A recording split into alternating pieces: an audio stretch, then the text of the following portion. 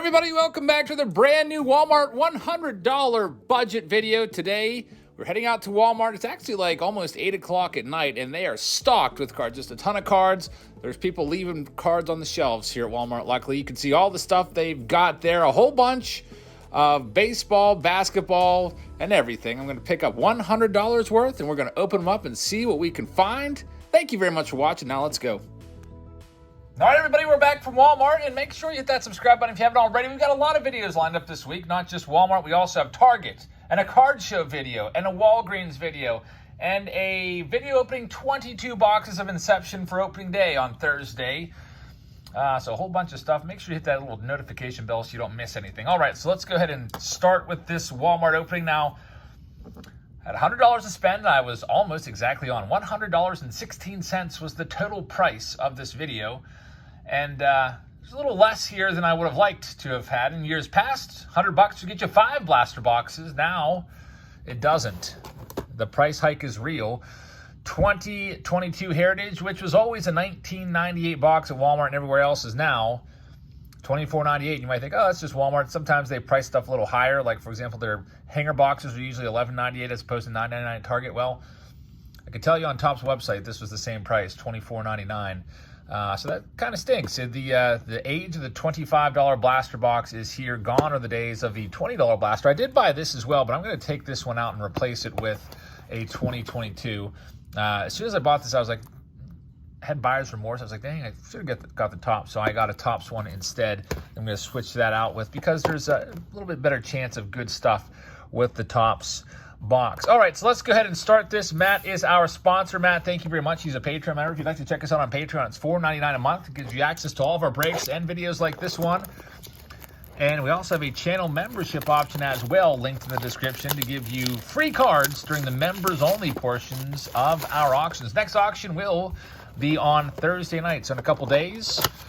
Now, let's go ahead and see what we can find in our first box. Now, by the way, I'm going to show you the odds, and I wish I had a blaster box of Heritage laying around here. I don't think that I do, a 2021 Heritage box, just so we can see the increased print runs. But here's all of the odds. The short print odds are still the same, 1 in 3, but I believe the chrome and chrome refractor odds are probably way higher. Now, if you want to go back and check the previous retail reviews that I've done on this product, I'll see if I can link them in the description, and you can leave those in the comments and let me know the increase in the print runs. By the way, speaking of comments, if you'd like to participate in our April giveaway, we're giving away a sealed case of 2022 Heritage. All you have to do is subscribe to my channel if you haven't already. Comment on each video. Every time you comment for each video, it's an entry. 1 comment per video, please, and then like the video as well. We'll choose 1 random commenter to go in a Saturday showdown. We'll give each of you from each video, will be 1 representative per video. Each of you will get a pack of cards in the showdown for free, and the lowest number card gets all of them. Make sure you're publicly subscribed. There's how you do it. So let's get back to this, Matthew. You'll notice with these Heritage packs, there's no H on it. If you're new to the hobby, that's one thing you might want to look out for. There'll be a little H with a circle around it, and that will tell you that it is a hobby pack. So here's what a hobby H would look like. See that H right there on this Heritage from 2021 pack? Well, that's the hobby pack. This is just a regular old retail pack. What's the difference?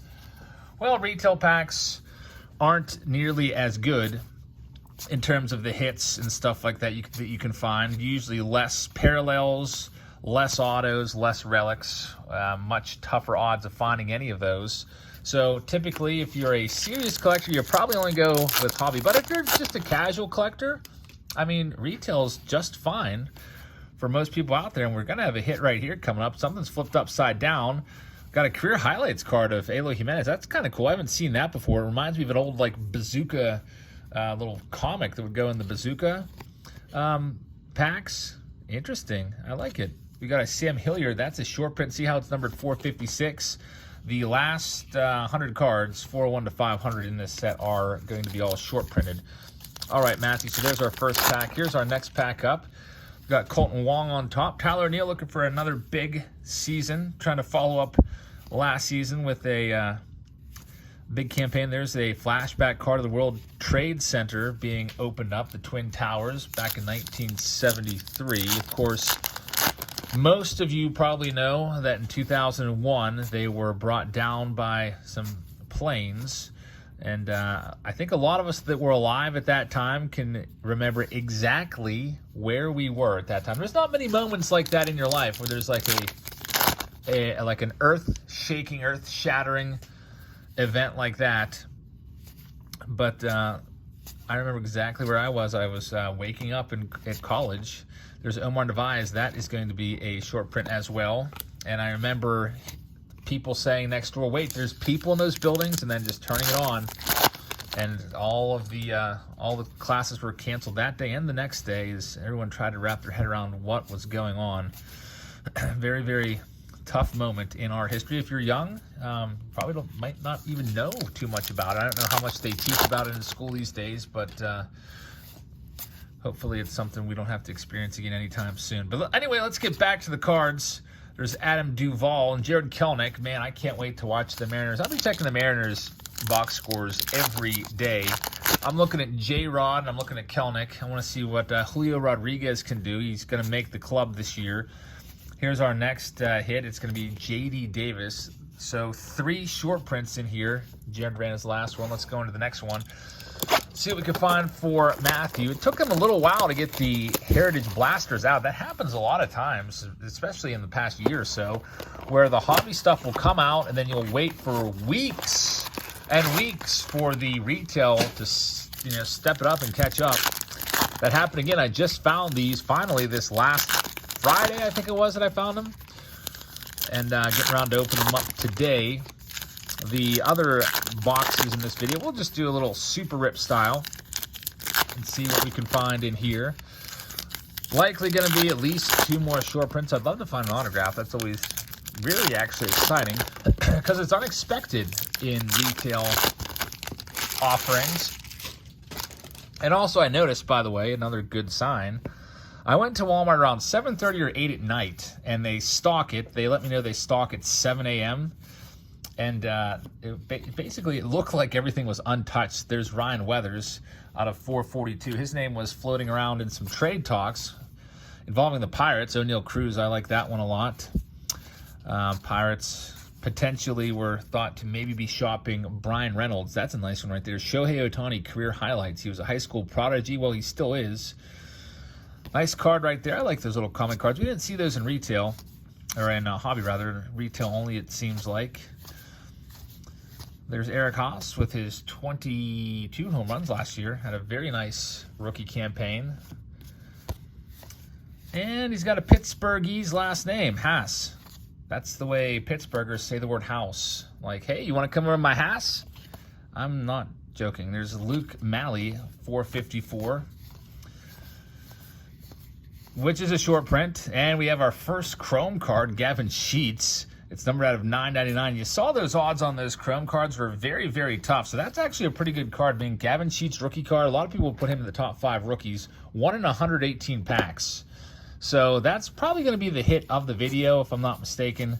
But we'll see. If I had to bet money on it right now, I'd say we're not going to get anything better than that, especially from Heritage. There's another short print, Isan Diaz, flipped upside down. I like that Chrome card of Gavin Sheets. That's a nice card. So congrats on that one, Matthew. Let's get into our last box of Heritage and see what we can find. I find Heritage to be kind of a polarizing release. Every year, there's a lot of people out there that like it. Folks that like the design, but then there's people out there that utterly despise this release and just don't like it at all. For me, I'm all about the hobby portion of this. If I would see these out and about, probably wouldn't be too inclined to just pick up a retail pack personally. I do like the designs, but I just feel like it's a lot more fun buying a hobby box and getting a guaranteed relic or autograph. Now, the hobby boxes sell for around $100 a piece. Somewhere in that ballpark, 100 to 120. If you do a little bit of research, you'll probably be able to get one for around 100 after tax and everything. And I'll tell you what, the way I look at it is, what would you rather have? 4 blaster boxes of Heritage, you're going to see the third one opened right here, or 1 hobby box. And I think that based off of those odds, if you got $100 to spend on cards and you're focusing on Heritage because you like the design and everything, the hobby box is hands down the way to go. You got Luis Robert, little career highlights card. Travis Shaw short print. You might think, how much are those short prints worth? I mean, that's cool. Short prints, they're probably worth like $10 right now. They're not really worth that much more than a common. Maybe at most a couple dollars because the print runs are pretty high and they are still 1 in every 3 packs. So that means the total number of these printed as well went up. They're not numbered or anything. Reynaldo Lopez is the next one right there. There's Tatis.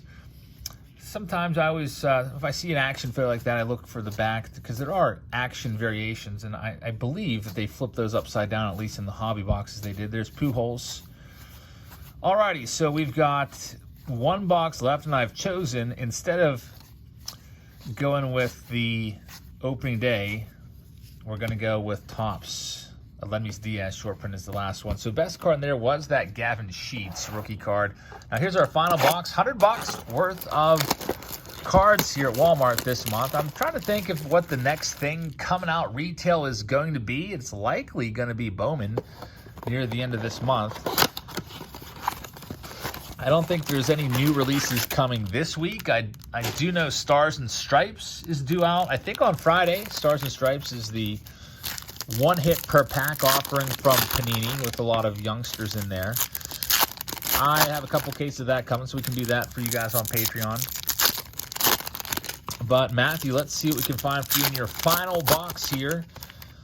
And then we'll say goodbye to our next video. And like I said, a lot of possibly 2 double upload days for you guys, because there's I'm kind of backlogged on videos with a whole queue of videos to do.